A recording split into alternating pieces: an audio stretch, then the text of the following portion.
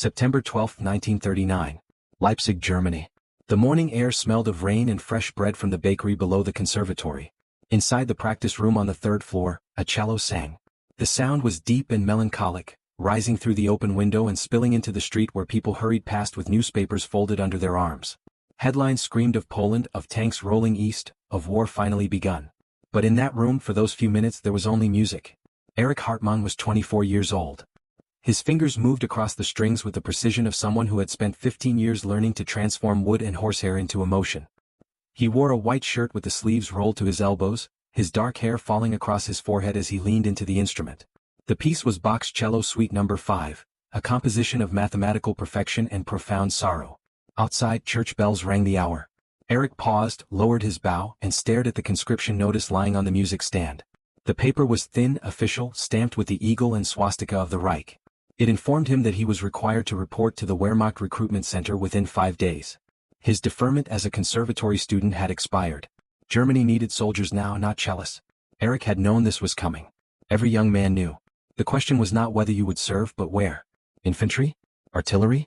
If he was fortunate, perhaps a military band, playing marches while others fought, a role that felt cowardly but survivable.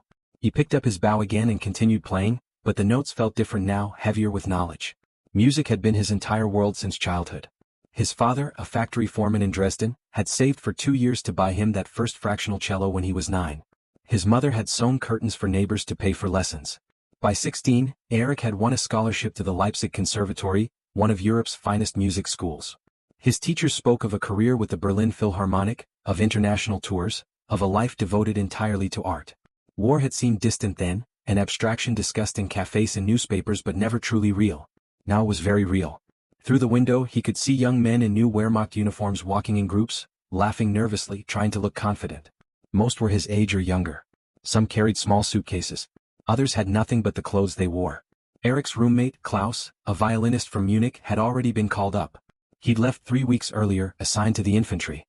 His last words, spoken at the train station with forced cheerfulness, echoed in Erich's memory, "At least we'll have stories to tell our children." The conservatory felt emptier each week. Practice rooms that once buzzed with Brahms and Beethoven now stood silent, doors propped open to reveal abandoned music stands and sheet music scattered across floors. Professors spoke in hushed tones about promising students who would never finish their training, about careers ended before they began. Erich finished the Bach suite and sat in silence, cello resting against his shoulder. Rain began to tap against the window. Outside, a military convoy rumbled past, trucks loaded with soldiers headed east toward the Polish frontier. The war was only 2 weeks old and already it felt endless. That evening he packed.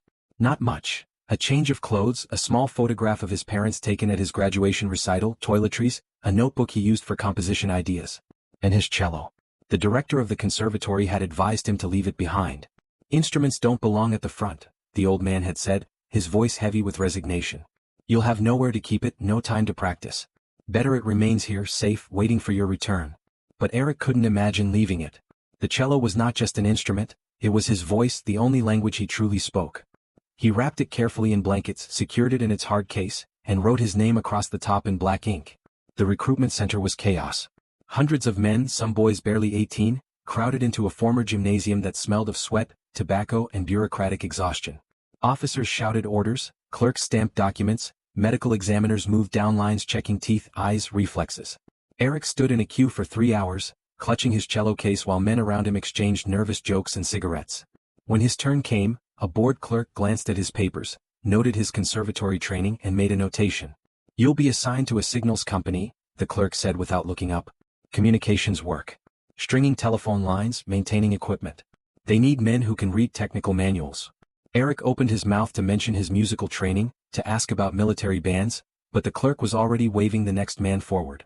Within 20 minutes he'd been issued a uniform, boots, a helmet, and orders to report to a training camp near Magdeburg. Training was 4 weeks of relentless routine. Dawn marches. Weapons instruction. Endless drilling in how to salute, how to stand, how to obey without question. Erich learned to assemble and fire a carabiner 98K rifle, though the weapon felt awkward and alien in his hands, so different from the familiar weight of his bow. He kept his cello in his footlocker, occasionally taking it out late at night when the barracks were quiet. The first time he played, softly trying not to wake others, a sergeant appeared in the doorway. Erich braced for punishment, but the man only stood there, listening, his face unreadable in the dim light. After the piece ended, a simple folk melody his grandmother used to hum, the sergeant nodded once and disappeared without a word. The next night, when Erich played again, several men sat up in their bunks, listening in silence. No one told him to stop. October 1939. The training ended. Erich's unit was assigned to Army Group South, preparing for operations that no one would name but everyone understood. They were going east. Maps were studied. Equipment checked. Letters written home with forced optimism. On the train heading toward the Polish border, Erich sat with his cello case across his knees, watching the German countryside slide past. Forests turning gold in autumn light, villages with church spires, farmers harvesting potatoes. Everything looked so normal, so peaceful. How could war exist in the same world as this? A corporal sitting across from him nodded at the cello case. "What's in there?" "Medical supplies." "A cello?" Erich replied. The corporal laughed. "You're bringing a musical instrument to the front? They'll make you leave it behind the first time we move quickly." But Erich didn't leave it behind. Through the chaos of the Polish campaign, through the winter of waiting, through the spring of preparation, the cello moved with him. It became a familiar oddity in the company, the communication specialist who carried a cello like other men carried extra ammunition. Officers tolerated it because Erich was competent at his actual job. He could string telephone lines under fire, repair radio equipment with steady hands, translate technical manuals from German to the broken Polish and Russian of captured workers. The cello was his eccentricity, overlooked as long as he performed his duties. But at night, in whatever shelter they found, barns, abandoned houses, once even a church with half its roof blown away, Erich played. And men gathered to listen. Hardened soldiers who killed during the day sat in silence while a cello sang songs of home, of peace, of something beyond the endless machinery of war. They never asked him to play marches or military anthems. Instead, they requested folk songs their mothers had sung, hymns from childhood Christmases, melodies that reminded them they had once been more than this. And Erich played, knowing even then that this was a form of resistance, not against the enemy but against something far more insidious, the slow erasure of their own humanity. June 22, 1941. Operation Barbarossa began. 3 million German soldiers poured across the Soviet frontier. Erich's unit moved east with them, deeper into a landscape of endless forests and vast horizons, into a war that would demand choices he could never have imagined in that Leipzig practice room 2 years before. The time was coming when he would have to decide. What mattered more, the rifle he carried or the instrument he could barely justify keeping? The summer of 1941 felt like a fever dream. Erich's unit advanced through Ukraine in a long column of trucks and armored vehicles that stretched for miles, kicking up dust that turned the sky yellow. The heat was crushing. Water ran low. The landscape, fields of wheat and sunflowers stretching to every horizon, seemed designed to mock them with its beauty while they suffered through it. Erich sat in the back of a transport truck, his cello case wedged between ammunition crates, while the vehicle jolted over rutted roads. Around him, soldiers dozed or smoked, their uniforms stiff with sweat and dust. Conversations had grown sparse. The easy confidence of the first weeks had evaporated as the advance continued, day after day, deeper into territory that felt increasingly alien. They passed through villages that seemed frozen in another century, wooden houses with thatched roofs, women in headscarves watching from doorways with expressions impossible to read, children running barefoot alongside the convoy begging for food. The Soviet army had retreated so quickly that many towns were captured intact, populations bewildered to find themselves suddenly occupied. In one such village, Erich never learned its name, they halted for 2 days to repair vehicles and wait for supplies. The company commander requisitioned the largest building, a former collective farm office, for a headquarters. Soldiers spread out into abandoned houses, setting up temporary camps while mechanics worked on engines and quartermasters distributed rations. Erich found shelter in a barn at the edge of the village. It was relatively clean, half filled with hay, and blessedly cooler than the open air. He unrolled his bedding, checked his equipment, then carefully opened his cello case. The instrument seemed impossibly delicate here, absurdly out of place, but it had survived the journey intact. He tuned it slowly, adjusting pegs that had loosened in the heat, listening to each string until the notes aligned. Then, without thinking about who might hear, he began to play. Dvorak's Cello Concerto in B minor, the second movement, slow and mournful. The music flowed through the barn's open door and drifted across the village. Soldiers who had been cleaning weapons or writing letters looked up. Villagers who had been hiding in their homes crept to windows. Children stopped their games in the dusty street. For 4 minutes there was no war, only sound. When Erich finished, he lowered his bow and sat in silence, eyes closed, letting the last vibrations fade. When he opened them, an old woman stood in the barn doorway. She was tiny, bent with age, wearing a faded black dress and a scarf wrapped around her white hair. Her face was carved with lines, but her eyes were sharp and clear. She said something in Russian. Erich didn't understand the words, but he understood the tone. A question, perhaps even an invitation. She gestured toward herself, then toward the cello, then back toward the village. She wanted something, but what? Erich stood slowly, holding his cello, and followed her into the street. Several soldiers watched with curiosity but didn't intervene. The woman led him between houses, past a small church with its cross removed by Soviet authorities years before, to a slightly larger house at the village center. Inside, the single room was dim and sparse. A wooden table, a few chairs, a stove, shelves with jars of preserved vegetables. But against one wall stood something unexpected. An upright piano, old and battered, its wood scarred and its ivory keys yellowed with age. The woman gestured toward it, then toward Erich's cello, then folded her hands together in a gesture that transcended language. Music. She wanted to hear music. Not a performance, not entertainment. Something deeper. Something that affirmed they were still human despite everything. Erich stood frozen, uncertain. He was a German soldier in an occupied village. She was a Soviet civilian, technically an enemy. Playing together would be, what? A violation of some unwritten rule? A moment of absurd normalcy in a world gone mad? Both perhaps. But she was already sitting at the piano, her gnarled fingers finding position on the keys. She played a few notes, tentative at first, then stronger. A Russian folk melody, simple and haunting. She looked at him, waiting. Erich set down his rifle, leaning it against the wall by the door, and lifted his cello. He listened to her melody, found its key, and joined in. His cello wove beneath her piano notes like a river beneath a bridge, supporting and enhancing. They played together for perhaps 5 minutes, two enemies creating something that existed outside of war. When they finished, the woman nodded once, her eyes bright with tears she didn't let fall. She said something in Russian, thank you, perhaps, or goodbye, and Erich understood that this was all there would be. He had given her a moment of recognition, of shared humanity, and that was enough. As he walked back to the barn, cello in one hand and rifle in the other, something had shifted inside him. For the first time, he had consciously chosen music over the identity of soldier. He had set down his weapon, literally set it aside, to pick up his bow. It was a small act, meaningless in the vast machinery of war. But it felt significant in a way he couldn't yet articulate. The advance continued. By late summer, Erich's unit had pushed deep into Ukraine, operating near Kharkiv. The war was no longer the swift campaign of propaganda posters. Soviet resistance had stiffened. Supply lines stretched thin. Casualties mounted. The mood among soldiers darkened with every passing week. Erich's company was assigned to establish a communications post in a partially destroyed factory on the city's outskirts. They worked in shifts, stringing telephone lines and setting up radio equipment while Soviet artillery lobbed shells at irregular intervals, keeping everyone on edge. At night, they sheltered in the factory's basement, a maze of concrete corridors that offered protection but felt like a tomb. The air was thick with dust and the smell of unwashed bodies. Men slept badly, startled awake by distant explosions or the skittering of rats across the floor. One evening, after a particularly exhausting day during which they'd lost 2 men to sniper fire, Erich sat in a corner of the basement with his cello. He hadn't played in days. The instrument felt almost forgotten, buried beneath the urgency of survival. But something in him needed to remember what it felt like to create rather than endure. He began to play softly, barely above a whisper, Bach's Prelude from Suite No. 1. The melody was simple, almost childlike in its directness, but it held within it a kind of mathematical hope, as if order and beauty could still exist even here, even now. Men stopped talking. Some closed their eyes. One lieutenant, a schoolteacher before the war, leaned his head back against the concrete wall and wept silently. Another soldier, barely 19, pulled out a photograph of his family and stared at it while the music played. When Erich finished, no one spoke. The silence that followed was different from the oppressive quiet of fear. It was contemplative, almost peaceful. A sergeant finally broke it with a rough whisper, "Play that again." So Erich did. And he kept playing night after night whenever they had the chance. Music became the ritual that separated them, however briefly, from the grinding horror of the war. It reminded them that they had once been, and might someday be again, something more than instruments of violence.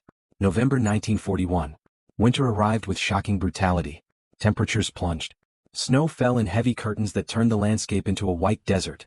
The German advance, which had seemed unstoppable, ground to a halt. Soldiers who had been issued summer uniforms froze in thin coats. Vehicles refused to start. Frostbite claimed more casualties than combat. Erich's unit was pulled back to a small town northwest of Kharkiv, assigned to winter quarters in what had been a Soviet military depot. The buildings were barely more than shells, walls pocked with bullet holes, windows shattered, roofs partially collapsed. But they offered some shelter from the wind that cut like razors across the open steppe. It was here, in the coldest winter in living memory, that Erich made his definitive choice. The event was small, almost mundane, but it would define everything that followed. A group of Soviet prisoners, perhaps 30 men, had been brought to the depot for transit to a larger POW camp. They were soldiers captured during recent fighting, exhausted and half-frozen, wearing tattered uniforms that offered little protection against the cold. They were held in a courtyard surrounded by barbed wire, guarded by soldiers too cold and miserable to be particularly vigilant. Erich was on duty that night, manning the communications post in a small room with a sputtering kerosene heater. Through the window, he could see the prisoners huddled together for warmth, their breath rising in clouds that the wind immediately tore apart. They had been given thin blankets but little else. Some lay motionless, possibly dead or dying. Something about the scene, the absolute helplessness, the shared misery of freezing men who, in other circumstances, might have been friends or brothers, broke through Erich's careful compartmentalization. He thought of the old woman at the piano. He thought of the men in the basement, weeping while he played Bach.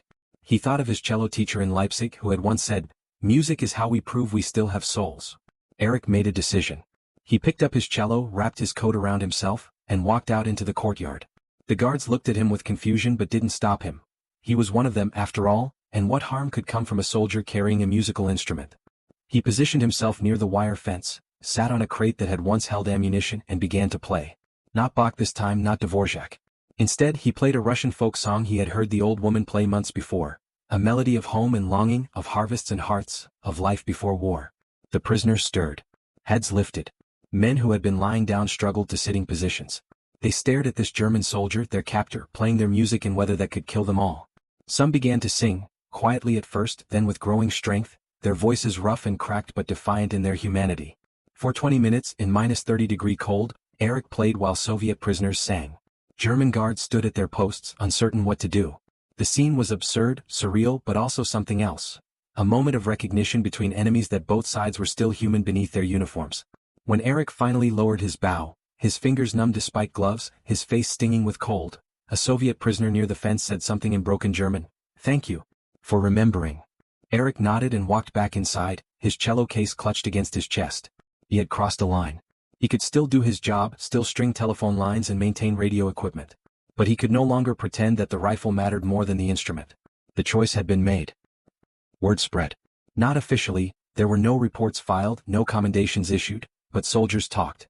The story of the cellist who played for Soviet prisoners moved through the ranks like smoke, distorted and embellished with each retelling. Some found it admirable. Others considered it foolish or even treasonous. Officers pretended not to hear about it, a convenient blindness that allowed them to avoid making difficult decisions. Erich became both more visible and more isolated. Men would request songs, approaching him tentatively as if unsure whether his music was a gift freely given or something dangerous. He played whenever he could, during lulls in fighting, in temporary camps, in occupied buildings that still had intact rooms where acoustics mattered. But there were consequences. A captain in another company complained that Erich's behavior was undermining discipline, that sentiment had no place at the front, that soldiers who fraternized, even musically, with the enemy were weakening German resolve. The complaint went up the chain of command but died somewhere in the bureaucratic machinery of a collapsing offensive. Winter deepened. The German army, stretched beyond its capacity and unprepared for the cold, suffered catastrophic losses. Erich's unit was moved repeatedly, always retreating, always consolidating, always trying to hold positions that were increasingly untenable. The cello somehow survived each chaotic withdrawal. In February 1942, during a particularly brutal retreat from a village whose name Erich never learned, his company became trapped between advancing Soviet forces and impassable terrain. They took cover in a partially collapsed Orthodox church, using its thick stone walls as a defensive position while waiting for relief that might never come. 37 men held that church for 4 days. Ammunition ran low. Food ran out completely. Water had to be melted from snow. 2 men died from wounds that couldn't be properly treated. The rest huddled in the nave, taking turns at windows with rifles, firing at shadows that might be enemy soldiers. On the 4th night, with ammunition almost gone and no word of relief, morale collapsed completely. Men stared at nothing, their eyes hollow with exhaustion and despair. Some prayed. Others wrote last letters they knew would never be delivered. The lieutenant in command sat with his head in his hands, beyond words. Erich retrieved his cello from where he'd hidden it beneath debris near the altar. He sat on a fallen beam, surrounded by men who might not survive another day, and played. The piece was Elgar's Cello Concerto, the final movement, which begins in anguished sorrow but slowly builds toward something that isn't quite hope but isn't quite defeat either. The music filled the ruined church, rising through holes in the dome where Soviet shells had torn away frescoes of saints. Men stopped writing, stopped praying, stopped staring. They listened.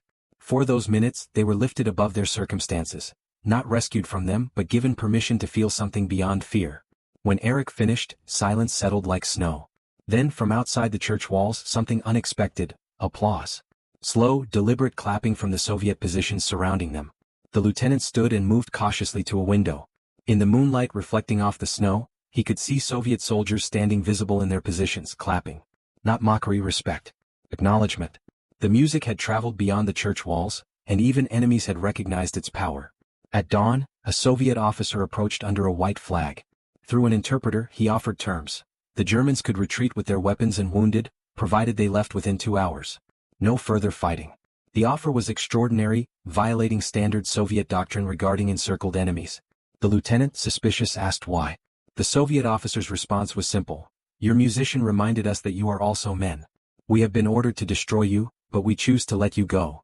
It wasn't official policy. It was one officer, in one moment, making a decision based on music he'd heard in the night. Erich's unit withdrew as promised.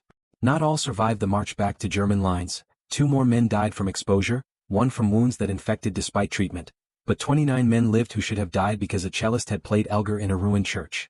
But survival came with complications. When they reached the German lines and reported the circumstances of their escape, questions arose. How had they secured such favorable terms? Why had the Soviets shown mercy? Suspicion fell on Erich. Had he communicated with the enemy? Was his music some kind of signal? An SS officer investigating potential defeatism interviewed Erich for 2 hours in a freezing room at a field headquarters. The questions were sharp, insinuating, designed to find treachery in the simple act of playing music. But Erich had done nothing illegal. He hadn't communicated tactical information, hadn't encouraged surrender, hadn't violated any explicit regulation. In the end, the investigation was closed with a warning. Erich was to confine his musical activities to officially sanctioned entertainments. No more playing for prisoners. No more concerts near enemy positions. His cello was noted in his file as a potential morale liability. The warning changed nothing. Erich continued to play, though more carefully now, more aware that every note was being judged by multiple audiences. His fellow soldiers, his superiors, the enemy, and himself. The cello had become both his identity and his burden, the thing that made him human and the thing that put him at risk. Spring 1942 brought new offensives and new horrors. Erich's unit was reassigned to occupation duties in a Ukrainian city where partisan resistance had become fierce. Reprisals and counter-reprisals turned streets into killing grounds. Civilians suffered most, caught between German orders and Soviet sabotage, subject to arbitrary violence from both sides. Erich watched as the war transformed from something that had a clear front line into something far more insidious. A grinding occupation where moral lines became impossibly blurred. He saw things he couldn't later describe, participated in operations he couldn't later justify, lived in a state of complicity that corroded something fundamental in his soul. Music became his only refuge. Not an escape, he was too aware of the contradiction inherent in playing beautiful music while participating in an ugly war, but a reminder that beauty had once existed and might somehow exist again. He played in cellars and bunkers, in commandeered houses and temporary barracks, always acutely aware that he was using art to survive something that art should never have to witness. August 1942. A turning point of a different kind. Erich's unit was ordered to assist in the liquidation of a village suspected of harboring partisans. He was assigned to communications duties, stringing lines and maintaining radio contact, but from his position he could hear everything. The orders, the executions, the screaming. That night, unable to sleep, he sat alone in a barn and opened his cello case. But for the first time since receiving his conscription notice 3 years before, he couldn't play. His fingers froze on the strings. The bow felt like lead. Music, which had been his resistance against dehumanization, suddenly seemed like an obscenity. How could he play Bach when he had stood by while innocents died? How could he create beauty when he was complicit in such ugliness? The contradiction was no longer tolerable. He sat there for hours, cello across his knees, unable to make a sound. Finally, as dawn approached, he played one note, then another. Slowly, haltingly, he worked his way through the simplest piece he knew, a children's lullaby his mother had sung. It wasn't transcendence this time. It wasn't hope. It was simply the assertion that music could still exist, even here, even now, even after this. The final consequence came in December 1942. Erich's unit was caught in heavy fighting during the Soviet winter offensive. In the chaos of retreat, vehicles burning, men scattered, communications broken, Erich was separated from his unit and captured by Soviet forces. He was taken to a prisoner-of-war camp near Tambov, 400 miles east of Moscow. The conditions were brutal: starvation rations, inadequate shelter, disease spreading unchecked through the barracks. Of the 2,000 German prisoners held there that winter, more than half would die before spring. But Erich carried his cello. Against all logic, through the chaos of battle and capture, he had clung to the instrument. It was battered now, its case split and taped, one string broken, but it was still whole. In the POW camp, in the worst circumstances of his life, the cello would become not just his survival but his salvation. Tambov POW Camp, Winter 1942. The barracks were little more than long wooden sheds with gaps between planks wide enough to let wind whistle through. Men slept on bare boards, pressed together for warmth, wrapped in whatever scraps of cloth they could salvage. The latrines froze solid. Water had to be melted from snow. The daily ration was 300 grams of black bread and a thin soup of unidentifiable origin. Erich arrived at Tambov with 93 other newly captured prisoners, all suffering from frostbite, malnutrition, and the psychological shock of sudden reversal. They were processed, stripped, deloused, issued prisoner numbers assigned to barracks. Erich's cello miraculously was allowed through. A Soviet guard, seeing it, had simply shrugged and waved him past. The first weeks were pure survival. Men died every night, from cold, from disease, from despair. Each morning, Soviet guards would walk through the barracks with a cart, collecting bodies that had frozen during the night. The survivors learned not to look, not to think about who had been there yesterday. Erich kept his cello wrapped in his coat, hidden beneath his bunk, afraid it would be confiscated or destroyed. He didn't play. He could barely move, his energy devoted entirely to staying alive. But he kept the instrument close, a talisman of a previous life, a promise that music had once existed and might somehow exist again. It was a Soviet camp commandant, oddly, who changed everything. Colonel Volkov had been a music teacher in Moscow before the war, a cultured man now trapped in the machinery of Soviet prison administration. During an inspection, he noticed the cello case beneath Erich's bunk and ordered it brought to his office. Erich, terrified the instrument would be confiscated, followed with dread.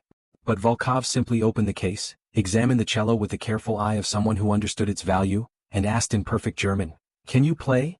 So began the strangest chapter of Erich's war. Volkov, recognizing both the propaganda value and the genuine human need, ordered Erich to organize a prisoner orchestra. It was both a privilege and a command. If Erich refused, he would lose the cello. If he complied, he might live long enough to see liberation. Other prisoners were located who had musical training. A violinist from Hamburg. A pianist from Vienna who could play on the camp's battered upright. A trumpeter, a clarinetist, 2 singers. They were given slightly larger rations. Not generosity but investment in a project that served Soviet purposes as much as prisoner needs. The first concert was held in March 1943, in a cleared space in one of the barracks, for an audience of dying men. Erich had chosen the program carefully, nothing triumphant, nothing that celebrated war, but music that spoke to loss and endurance. Schubert, Brahms, Russian folk melodies that Soviet guards would recognize. Men who hadn't moved in weeks dragged themselves upright to listen. Some wept openly. Others sat with their eyes closed, transported somewhere beyond the barracks, beyond the wire, beyond the war. For 40 minutes they remembered they were human. The concerts became weekly, then twice weekly. Soviet officers attended, sometimes bringing their families from the nearby town. German prisoners filled whatever space was available. The music didn't erase the horror. Men still died, conditions remained brutal, but it created a space where beauty could exist alongside suffering. More importantly, it created a shared language. Soviet guards, hearing familiar folk melodies played by German prisoners, saw enemies differently. German prisoners, playing Russian music under a Soviet flag, discovered humanity in their captors. Music didn't end the war, but it complicated the narratives that made war possible. Erich played his cello in that camp for 2 more years. Through the winter of 1943-44, when starvation reached its worst. Through the spring of 1944, when news of D-Day spread hope that liberation might eventually come. Through the summer of 1945, when Germany's surrender meant prisoners faced an uncertain future in a country that had no use for them. Finally, in October 1945, Erich was repatriated. He returned to a Germany that no longer existed, divided, occupied, traumatized. Leipzig was in the Soviet zone, his conservatory damaged by bombs. His parents had survived the war but looked decades older than they were. He tried to resume his musical career. The cello, battered but functional, still played. But something had changed. He couldn't perform the classical repertoire as he once had. The emotional detachment required for technical perfection was gone. Instead, he played in small churches, in community centers, in places where people who had survived the war gathered to remember and mourn.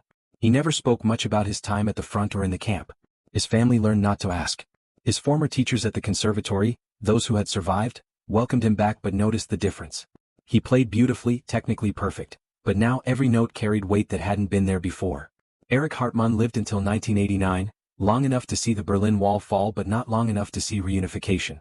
He taught cello to 3 generations of students, always emphasizing not just technique but humanity. Music, he would tell them, is what remains when everything else is destroyed. His cello, the one he'd carried through the war, hangs now in the Museum of Musical Instruments in Leipzig. The label inside identifies it as having belonged to a soldier who chose music over his rifle, though the full story is known to few. Visitors pass it daily, seeing only an old instrument, unaware that it once held together the humanity of men who had every reason to surrender it. The question he posed, which matters more, the weapon we're ordered to carry or the instrument we choose to keep, has no simple answer. Erich never pretended it did. He only proved that even in war's worst moments, beauty could persist. Not as escape or denial, but as evidence that humanity, however fragile, however threatened, could not be entirely extinguished.